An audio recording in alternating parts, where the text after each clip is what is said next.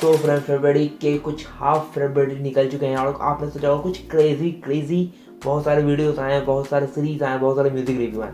इस बार सोचा कुछ क्रेजी अलग कुछ तरीके का वीडियो आया। तो मैंने जैक स्नाइडर ट्रेलर नहीं, कुछ डीसी का एक ट्रेलर आया जो काफ़ी ज़्यादा अभी एक रीच क्रिएट कर रहा है, एक हाइप क्रिएट कर रहा है। तो मैंने भी सोचा कि इसकी रिव्यू कर दे, लेकिन मैं डीसी की मूवी आज तक एक भी मूवी नहीं देख पाया हूँ। तो मतलब जैक स्नाइडर कट की ट्रेलर रिव्यू कैसे करूँगा मैं तो एक रॉ हूँ, लेकिन रॉ नहीं हूँ भाई।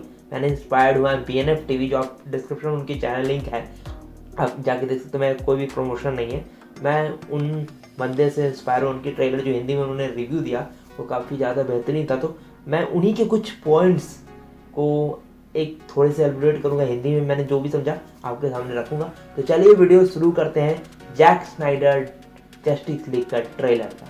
तो चलिए वीडियो शुरू कर। सो मैंने पहले कुछ की पॉइंट्स झड़े हैं जो जस्टिस लीग ट्रेलर में BNF TV ने जो बताया, जो जिस तरह से उन्होंने एलिब्रेट किया। तो पहला पॉइंट उन्होंने बताया कि जो इसका टीजर आया था वो ट्रेलर से बड़ा था, अलग से आएगा। उन्होंने ये भी बात बोला कि ऐसा काम डिज्नी कर देता है। तो भाई कुछ भी जो रद्दी काम, कोई यूनिक काम, मार्वल भाई एक मार्वल है, डिज्नी के साथ जो कोलैबोरेट कर वो एक जाइंट बन चुका है, एक मोनोपोली मार्केट बन चुका है और ये एक अनबीटेबल मार्केट बन चुका है। उसी हिसाब से DC अपने कुछ गलतियों के कारण वो डंप होते जाता है और HBO Max पे आता है। तो बेसिकली उन्होंने पहला पॉइंट बताया है कि ट्रीजर जो था वो ट्रेलर से बड़ा था। तो ये कौन सा कॉन्सेप्ट भाई, ट्रीजर होता है एक्साइटमेंट की फर्स्ट टिप को ऑन करने के लिए, ये नहीं कि पूरे ट्रेलर से भी छोटा हो जाओ या ट्रेलर से भी बड़ा हो जाओ। तो बेसिकली ये उन्होंने पहला पॉइंट बताया। फिर BNF TV ने जो दूसरा डिस्कस किया पॉइंट, जो बेसिक बहुत अच्छा पॉइंट था, उनके तरफ से उनको काफ़ी अच्छा ये पॉइंट लगा कि ये दो यूनिवर्स को अलग करता है और मतलब कोई डायरेक्टर को अपॉर्चुनिटी मिलता है और उनकी स्टोरीज को अपॉर्चुनिटी मिलता है कि अच्छे से वो पेश करे।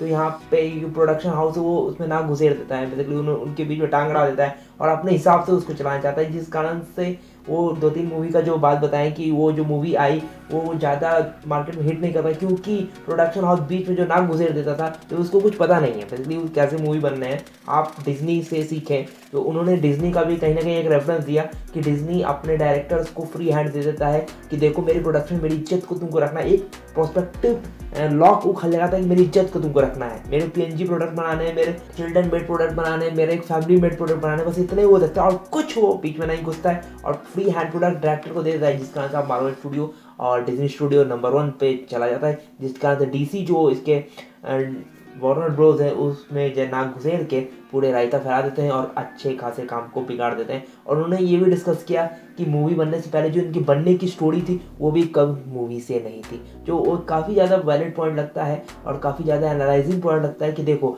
इस तरह की बात हो सकती है जो कोई मूवी को एक बेस्ट लेवल से वर्स्ट लेवल बनाने में अंतर नहीं छोड़ती है। तो ये इनका बेसिक दूसरा पॉइंट था जो काफ़ी ज़्यादा बेनिफिट हमको लगा। तो मैंने इसका भी एनालाइज कर दिया बेसिकली, क्योंकि मैंने जैक स्नाइडर का मैंने देखा ही नहीं था। बेसिकली हमको कुछ इसके बारे में कुछ नहीं पता है, लेकिन हमने किसी के रिव्यू से, किसी के इंस्पायर्ड रिव्यू से आपको एक छोटा सा रिव्यू दिया जो आपको और डिटेलिंग दे सकता है। ये इनका दूसरा पॉइंट था। तो थर्ड पॉइंट जो बेसिकली BNF TV ने डिस्कस की, जो उन्होंने बेसिकली बोला कि ये मूवी 4 घंटे की होने वाली है। तो पहली बार यार एक्सपेक्टेशन से हाई, इंडियन मूवी मैंने 2.5 घंटे मैक्सिमम 3 घंटे तक ही देखी है अपने तरफ में। मतलब पहले दादा परदादा के समय तो 3 घंटे होते होंगे, लेकिन मैंने 2.5 घंटे या मैक्सिमम 253 मिनट ऐसी तरह से मूवी देखी है। तो बेसिकली उन्होंने बताया कि ये मूवी 4 घंटे की होने वाली है। और पहले रूमर निकल के आ रहा था कि HBO Max के OTT के प्लेटफॉर्म पे रिलीज़ होगा, जैसे उन्होंने बोला। तो वो 4 एपिसोड्स में मूवी रिलीज़ होगा और 4 घंटे में 1 घंटे का 4 एपिसोड्स होगा। लेकिन इस बार ये चीज़ क्लियर कर दिएगा उनके साइड से कि ये मूवी पूरे 4 घंटे की होने वाली है और एक ही बार रिलीज़ होगी। तो उन्होंने कुछ बताया कि जो उनके कैरेक्टर्स थे, जो जैसे सुपरमैन और कोई और भी कैरेक्टर्स के उनके आर्मर्स चेंज किए गए। फिर सुपरमैन डेथ करता है, उसकी साउंड वेव्स के बारे में बताया गया कि बहुत सारे वेव्स पहुंच गए उनके दुश्मन तक कि सुपरमैन फाइनली मर गया।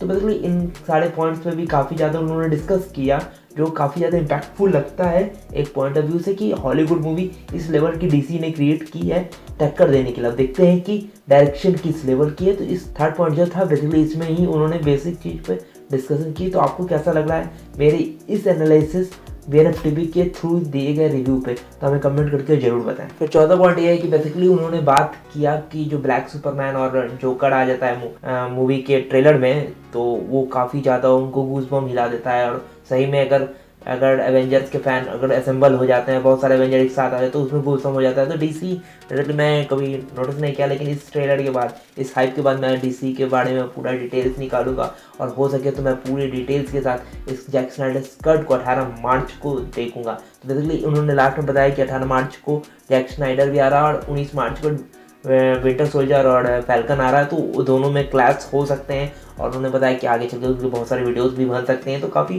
ज़्यादा मज़ा आ रहा है। तो उन्होंने बताया कि फिर अगर डेट जैसे जैसे पास आएंगे तो क्लैश बढ़ेगा, क्योंकि एक तरफ मार्वल है जो पूरे यूनिवर्स को कैप्चर कर चुका है, एक तरफ DC है जो पूरे यूनिवर्स को कैप्चर करना चाहता है, तो दोनों में एक ही जुनून है बेसिकली उन्होंने दिखाया। और उसके बाद उन्होंने अपनी वीडियोस को एंड किया, तो बेसिकली मेरे भी वीडियो एंड करने की वक्त आ गई। और मैं थैंक्स करना चाहता हूँ BNF टीवी को, जो इतने अच्छे से उन्होंने हिंदी में मुझे समझाया। तो मैं भी आपके सामने एक छोटा सा एनालिसिस, तो मैं कोई एनालिसिस नहीं हूँ, बट चलिए छोटा सा एनालिसिस आपके सामने रखा। वीडियो को लाइक कर दें, शेयर कर दें, और ढेर सारे कंटेंट के लिए मूवी रीचर को सब्सक्राइब कर दें। तो मिलते हैं अगले वीडियो में, टिल देन बाय।